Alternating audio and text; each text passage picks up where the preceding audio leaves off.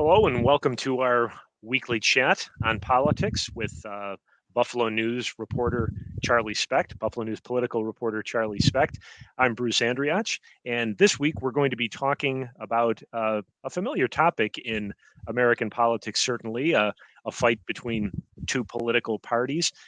Those ideological divides are fairly common, but the one that Charlie has been tracking this week is a little bit unusual. Erie County Republicans and Erie County conservatives find themselves in a little bit of a feud that might be coming to an end, but it's been making news in the last couple of weeks, really in the last couple of months. Charlie, what has that debate, that fight, been all about?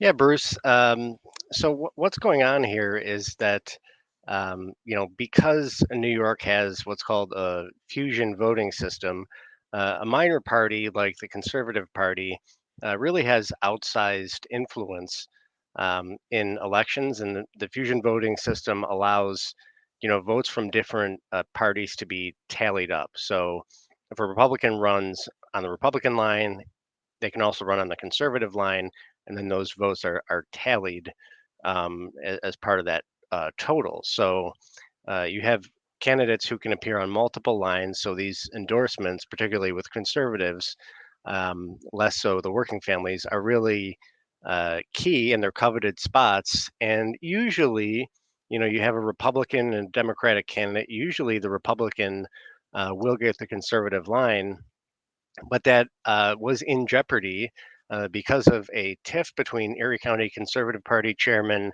Ralph Larigo and Michael Crocker, who is the new Republican chairman in Erie County. And this all sort of started because of the 10th District County Legislature seat, which is the 10th District is Elma, part of West Seneca, and uh, there's a lot of Larigos involved in this whole thing. So try to keep this straight. Ralph Larigo's son, Joe Larigo, was the Erie County Legislature majority leader and then minority leader for the 10th district. He was elected to state Supreme Court in November, and it was thought by Republican Chairman Ralph Larigo that Joe's wife, that Ralph Larigo's daughter-in-law, Lindsay Braytek Larigo, would be appointed to that position. However, Republicans had another idea. Republicans instead appointed Jim Malashevsky, Elma town councilman, to that seat, and that really set off a feud between the two parties. So we reported about a month ago that the Republican candidate Chrissy Casilio um, was not guaranteed the conservative line. Ralph Larigo said because of the timing of the announcement that he was putting in Bud Schroeder, who's a Conservative Party member, and he's also a strident gun rights advocate. And what that would do, it could potentially help Democrat Mark Poloncarz in November because it would essentially split the ticket, so to speak, um, and it could make it even harder for the Republican candidate Chrissy Casilio to defeat Poloncarz in November. So, in a nutshell, it sounds like the Conservative Party chairman was unhappy that his daughter-in-law was not going to get the position he wanted, and said, "You're going to find out what it's like to run without conservative backing in Erie County if I don't get my way." To kind of nutshell it, a family feud becomes a political feud, I guess.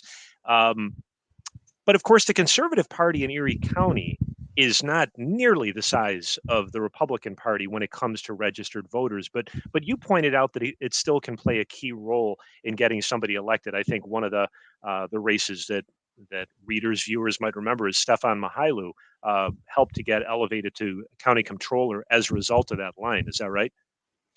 That's right. So you don't have to be a registered conservative to vote on the conservative line. So the Conservative Party, Erie County, has roughly 15,000 members, but it draws many more votes than that. And I took a look. Ralph Larigo had said that, it was very influential. And I looked at two races here.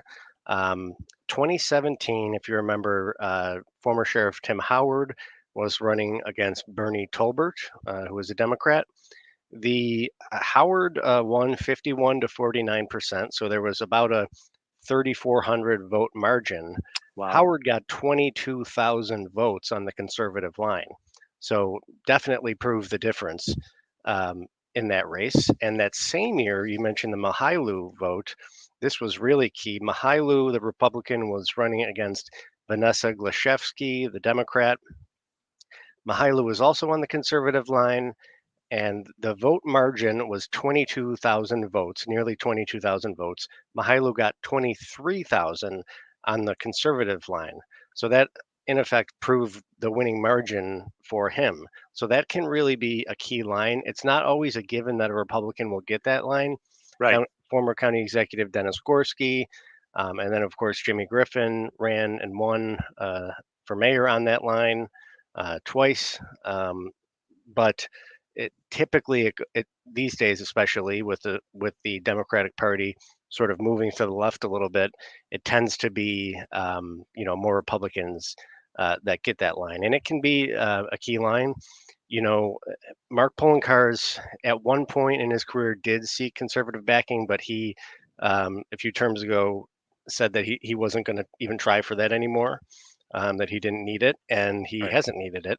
But his opponent, Chrissy Casilio, really would have had an uphill battle if she didn't have that line and was only running on the Republican line. Because especially with Schroeder, who's well known in the gun rights community, he could have peeled off a lot of votes who probably would not have voted for Poloncarz and Right. would have voted for Casilio.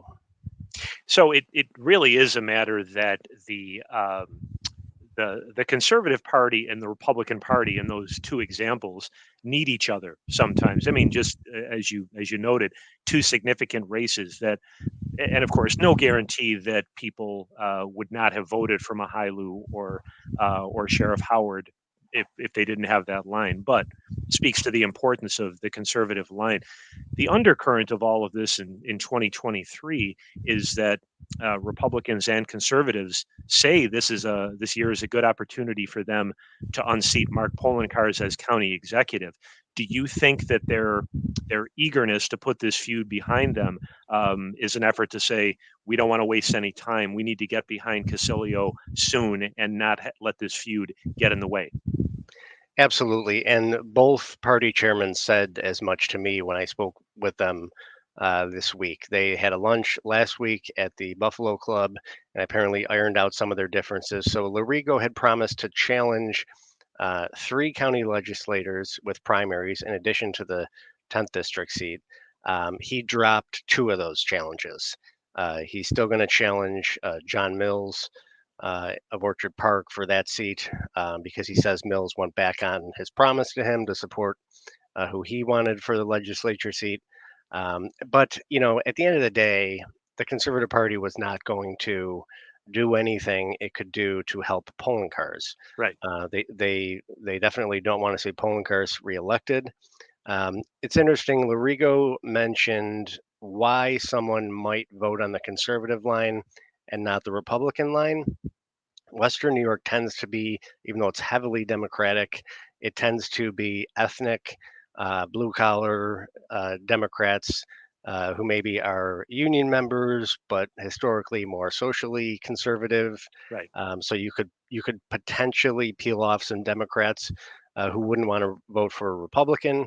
Then you have the Trump factor. There's certain people who just don't want to vote Republican right now with Trump as the head of the party even though this isn't a presidential election this year. So they find it more palatable to vote conservative. But at the end of the day, they did not want to see Poloncarz, have any advantage because of this feud. They say that there's a working relationship now, and for Larigo, it's a matter of in his view, the Conservative Party needs to be respected. He said to me, it's not a matter of the tail wagging the dog. We are a dog. We're a much smaller dog, but we are, our own party, and we need to be shown the kind of respect and command that kind of respect going forward. Right. So, with that feud apparently settled, that's one political story behind us. But Charlie, I know there's going to be a lot more political stories coming in coming months, and we'll continue to look to you for them. Thank you for joining us again this week. Thank you for watching, and we'll see you next week for another conversation on politics with Charlie Specht.